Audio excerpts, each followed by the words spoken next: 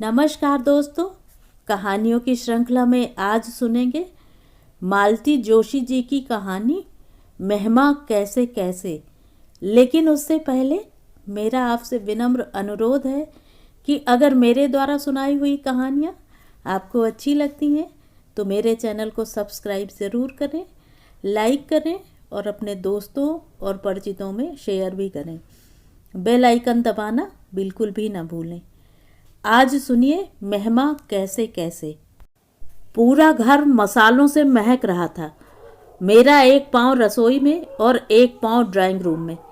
मैं चक्री सी घूम रही थी।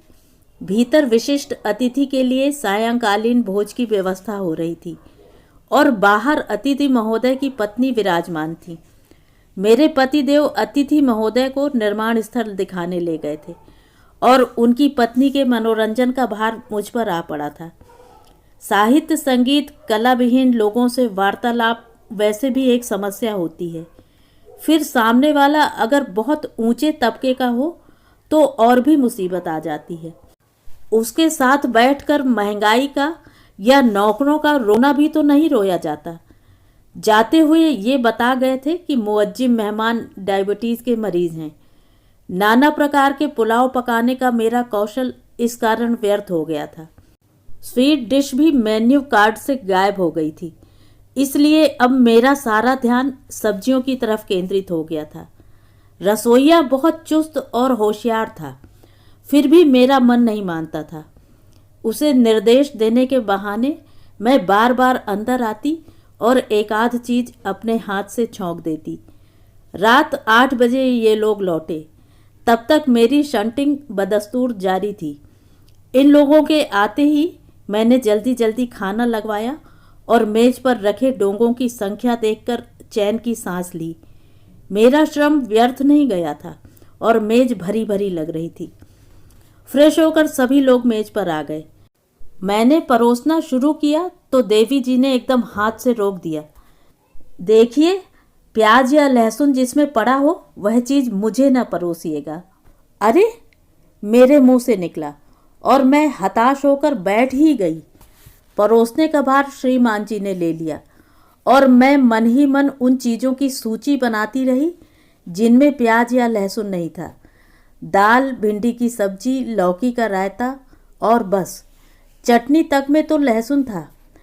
आपने जरा सा इशारा भर कर दिया होता, मैंने मिमियाते हुए कहा। अरे तो क्या हुआ, आप लोग खाइए ना। इतना ताव आया, इतनी भाग दौड़ क्या मैंने अपने लिए की थी। शाम 5 बजे से मेरे पास बैठी थी। मसालों की महक उन तक भी पहुंची ही होगी, तो क्या जरा सी जबान नहीं हिला सकती थी। कुछ लोगों को दूसरों की फजीहत देखने में ही मज़ा आता है। एक और प्रसंग याद आ रहा है। एक प्रिय सखी का सुबह सुबह फ़ोन आया। मेरे मिस्टर टूर पर गए हैं, आज दोपहर तुम्हारे यहाँ धावा बोलने का विचार है। स्वागत है, मैंने कहा और तैयारी में जुट गई। ये देवी जी जब भी आईं पति के साथ आईं और अचानक ही आई हैं, इसलिए ना तो ढंग से स्वागत हो पाता था ना बातें। चाय बिस्कुट या नमकीन से काम चलाना पड़ता था। आज उनका पहले से संदेशा आ जाने से मैं बड़ी प्रसन्न थी। सहेली जी पर अपनी पाक विद्या का रौब डालने के लिए मैंने फटाफट समोसों का सरंजाम कर डाला। सूजी के लड्डू भी बनाकर रख लिए। वे 3 बजे आईं। 4 बजे तक हम लोगों ने जी भर के गपशप की। फिर उन्हें एक पत्रिका पकड़ाकर मैंने रसोई घर का रुख किया। गैस पर एक ओर चाय चढ़ाकर दूसरी ओर कढ़ाई चढ़ा दी। समोसे बने रखे थे, बस तलना भर था। जब तक चाय बनी मैंने प्लेट भर के समोसे उतार लिए। जैसे ही मैंने वह लदी फदी ट्रे मेज पर रखी, सखी ने एक सीतकार की ध्वनि की और रूठने के अंदाज में बोली, तुम्हें आज ही फीस्ट देनी थी। क्यों, क्या हुआ? आज तो हमारा फास्ट है यार। Bad luck. इतनी फेवरेट डिश है मेरी, पर खा नहीं पाऊंगी। आप फास्ट कब से करने लगी? आज ही से शुरू किया है। मदर इन लॉ पीछे पड़ गई थी। कह रही थी कि इनका शनि खराब चल रहा है, इसलिए 21 सैटरडे हमें फास्ट करना होगा। मैं भागी भागी गई, दूसरी कढ़ाई गैस पर चढ़ाई और घी डालकर 4 साबूदाने के पापड़ तलकर ले आई। प्लेट की ओर देखकर वे बड़ी मासूमियत से बोली, इसमें तो नमक पड़ा होगा ना। सच, इतनी बदमजा चाय जिंदगी में कभी नहीं पी। बार बार कहने को मन हो रहा था कि जब आपने अत्यंत कृपावंत होकर अपने आगमन की सूचना दी थी तो अपने उपवास के बारे में भी एक शब्द कह देती। 21 की कौन कहे, पूरे 11 सैटरडे भी वे निभा नहीं पाई। पर मेरा मूड और मेरी मेहनत तो मिट्टी कर ही दी उस दिन। एक अनुभव ठीक इसके विपरीत है। एक दूर दराज के रिश्तेदार एक दिन न्यू मार्केट में टकरा गए। हमारे भारतीय आदर्श ने जोर मारा और हम उन्हें उलाहना देने लगे कि अपना घर होते हुए आप रेस्ट हाउस में क्यों रुके हैं, वगैरह वगैरह। हमारे दुर्भाग्य से दूसरे ही दिन किसी त्यौहार की छुट्टी थी। हमने लगे हाथ उन्हें खाने का निमंत्रण दे डाला। वे बेचारे ना नुकुर करने लगे। बोले, अल्सर से पीड़ित हूँ, इन दिनों बहुत परहेज चल रहा है, आप नाहक परेशान होंगी। मुझसे पहले ही श्रीमान जी ने जवाब दिया, अरे इसमें परेशानी की क्या बात है, बल्कि यह तो और भी आसान काम है, बस परहेज वाली चीज़ें बता दीजिए। उन्होंने जो गिनाना शुरू किया, लिस्ट हनुमान जी की पूंछ की तरह बढ़ती गई। मैंने घबराकर कहा, आप तो बस यह बता दीजिए कि खाएंगे क्या। फिर उन्होंने लौकी पालक जैसी कुछ सब्जियों के नाम गिनाए और ताकीद की कि पूड़ी नहीं, फुलके खाएंगे और उनमें भी घी न लगा हो, तेल मिर्च गुड़ खटाई किसी चीज़ में ना पड़े। हमने मन ही मन सब नोट कर लिया और फिर दूसरे दिन वैसा ही आयोजन कर डाला। त्योहार के दिन मीठा तो कुछ बनना ही था, तो लौकी का हलवा बना लिया। बच्चों ने जो रसोई का सात्विक वातावरण देखा तो बोले, मम्मी आपको ऐतराज़ न हो तो आज होटल को कृतार्थ कराएं। मैंने मना नहीं किया, मैं तो इसी में खुश रहती हूँ कि वे कम से कम मुझसे झूठ तो नहीं बोलते। अलबत्ता झूठ मुझे बोलना पड़ा। बच्चों के पापा से कहना पड़ा कि बच्चे पिकनिक पर गए हैं। वे सुबह से बहुत शहीदाना मूड में थे।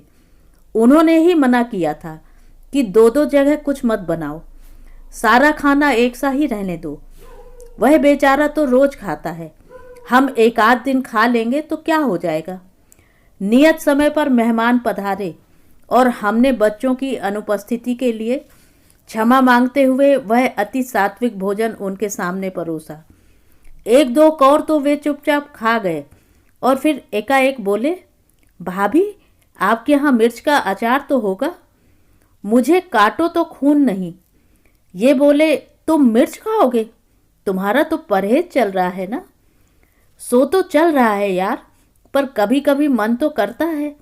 घर पर तो तुम्हारी भाभी छूने नहीं देती।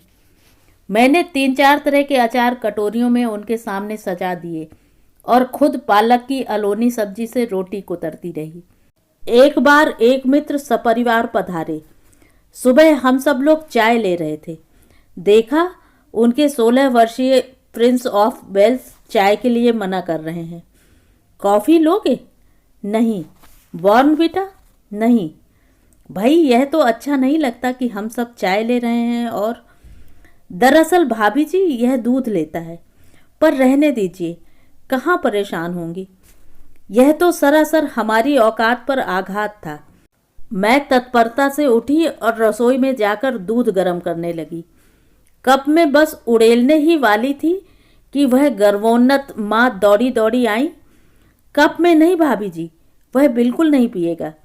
कांच का गिलास तो होगा ना।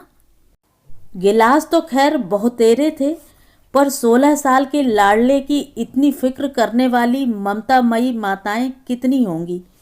मैं खुद ससुराल या पीहर जाते समय अपने नन्हे मुन्नों को ताकीद कर देती थी कि देखो वहाँ दूध नहीं मांगना, चाय कॉफ़ी जो भी दें ले लेना। बच्चे भी बेचारे सीधे थे, मान जाते थे। एक बार एक नौ दंपति मेहमान बनकर पधारे। सुबह जैसे ही ये खाना खाकर दफ्तर के लिए तैयार हुए तो अतिथि भतीजे ने याचनापूर्ण स्वर में कहा, काका आज के दिन स्कूटर स्पेयर कर सकेंगे।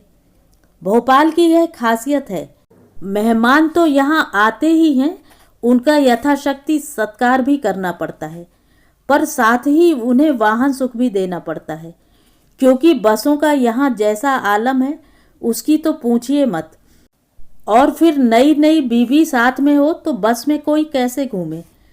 लिहाजा तय हुआ कि भतीजे महाशय काका को दफ्तर छोड़ आएंगे और फिर गाड़ी दिन भर उनके पास रहेगी। स्कूटर हमारा जैसा था हम ही जानते थे, पर मना कर देने से गलतफहमी भी होती है। 12 से 3 का शो देखने के लिए वे घर से चल दिए और मैं शाम के नाश्ते का खाने का जुगाड़ करने लगी। सुबह जल्दी जल्दी में ढंग से कुछ बन नहीं पाया था। 4 बजे वे लोग नहीं लौटे तो मैंने सोचा शॉपिंग के लिए निकल गए होंगे।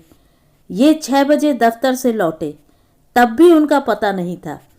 बच्चों ने अंदाज़ा लगाया कि पास के टॉकीज में 3 से 6 वाला शो देख रहे होंगे, लेकिन जब 6 से 9 का समय भी हो चला तो हम लोगों को चिंता होने लगी। मैं इन पर बिगड़ने लगी कि अपनी खड़खड़ियाँ किसी को देते ही क्यों हो, कहीं हाथ पैर तुड़वा कर लौटे तो लेने के देने पड़ जाएंगे।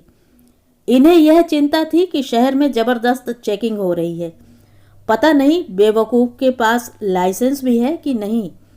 घड़ी के कांटे आगे भागे जा रहे थे और हम यही तय नहीं कर पा रहे थे कि उन्हें कहाँ देखें, अस्पताल में या कोतवाली में। जब 9:30 बज गए तो इनका भी धीरज जवाब दे गया। भतीजे के 2-4 मित्रों का ठिकाना मालूम था। साइकिल देकर बड़े बेटे को उतनी रात दौड़ाया। वह 10 बजे लौटा, बोला अमुक के यहाँ पार्टी हो रही है, भाई साहब वहीं रुक गए हैं। दोस्त के यहाँ बेट पार्टी थी। भतीजे उसका मोह नहीं टाल सके। जानते थे काकी के यहाँ सिवा घास फूस के मिलता भी क्या है। मैं उन्हें दोष नहीं देती, खाने पीने की यही तो उम्र होती है, पर घर पर कहकर तो जा सकते थे। दिन भर खटकर मैंने ढेर सारी चीज़ें बना ली थी। बेमन से किसी तरह हम लोगों ने खाना खाया। ढेर सा बच गया था। मई का महीना था, सुबह सब कुछ फेंकना ही था। अपने घर में फ्रिज का अभाव उस दिन बहुत अखरा था। गर्मियों में अक्सर मेहमान आ ही जाते हैं, कभी कभी तो ग्रुप्स में आते हैं। पास पड़ोस की औरतें कहती हैं ससुराल के पीहर के लोग एक साथ आ जाते हैं तो आप कैसे मैनेज करती हैं। मुझे तो कोई कठिनाई नहीं होती, बल्कि मनोरंजन के भार से मुक्त हो जाती हूँ। वे लोग आपस में बोल बतियाकर समय बिता लेते हैं, मैं निश्चिंत होकर खान पान की व्यवस्था में लगी रहती हूँ। एक बार लेकिन मेरी परीक्षा की घड़ी आ गई थी। ससुराल पक्ष के एक बुजुर्गवार बीमारी से उठने के बाद आरोग्य लाभ करने मेरे यहाँ पधारे। उन्हीं दिनों मेरे दूर के रिश्ते के एक भाई सिर्फ आराम करने के लिए अवतरित हुए। भिन्न परिवारों की रुचियों के और भिन्न आयु वर्ग के उन 2 प्रार्थियों ने मुझे हफ्ते भर में ही तारे दिखा दिए। बुजुर्गवार सुबह 5 बजे उठ बैठते, चाय पीकर घूमने जाते, लौटकर लस्सी पीते। वे नाश्ता नहीं करते थे, पर 10 से 11 के बीच उन्हें भोजन अपेक्षित होता। दोपहर 3 बजे वे चाय लेते और शाम का भोजन संध्या बाती से पहले ही कर लेते। रात का खाना उन्हें हजम नहीं होता था। सोने से पहले आधा कप दूध जरूर ले लेते थे। मेरे लाडले भाई 8 बजे बिस्तर छोड़ते थे, फिर मजे मजे में मंजन आदि करके 9 बजे चाय पीते, फिर बच्चों के साथ घूमने निकल जाते, क्योंकि दोपहर में तो बाहर निकलने का प्रश्न ही नहीं उठता था। 11 साढ़े 11 बजे लौटकर नाश्ते की फरमाइश करते, फिर थोड़ा पेपर पढ़ते, गपशप करते और 1-1:30 बजे नहाने जाते। 2 से पहले वे थाली पर नहीं बैठते थे। इसी अनुपात से उनकी शाम की चाय और रात का खाना होता था। मई जून में अक्सर कस्बों के दफ्तर सुबह के होते हैं। ये 7 बजे नाश्ता करके जाते थे तो 1 बजे लौटते। उस समय साले साहब बाथरूम में संगीत साधना करते होते। भूख के मारे इनकी आंतें कुलबुलाने लगती। ये कहते, भाई घर लौटकर मैं जब्त नहीं कर सकता, ये जब नहा लिया करें तुम फ़ोन कर दिया करो, मैं ऑफिस में आधा पौन घंटा ज़्यादा बैठ लूँगा। अब यह हाल होता कि भैया नहाकर भी आ जाएं तो इनकी प्रतीक्षा करते रहो। उधर दफ्तर वाले अलग परेशान, जब तक साहब न उठ जाएं वे लोग कैसे चले जाएं। बच्चों की बड़ी चांदी थी, जितनी बार नाश्ता या खाना लगता वे हाजिर हो जाते। उन्हें डांटना भी कठिन था। मेहमानों का संरक्षण जो प्राप्त था। ढेर के ढेर बर्तन निकलते, महरी का मुंह फूला रहता। सबको गरम खाना देते देते रसोइया परेशान था, और मैं उन लोगों के जाने के बाद मुझे तो इतनी थकान हो आई थी जैसे बेटी की शादी कर चुकी हूँ। तो ये थी कहानी। कहानी आपको कैसी लगी कमेंट करके ज़रूर बताएं।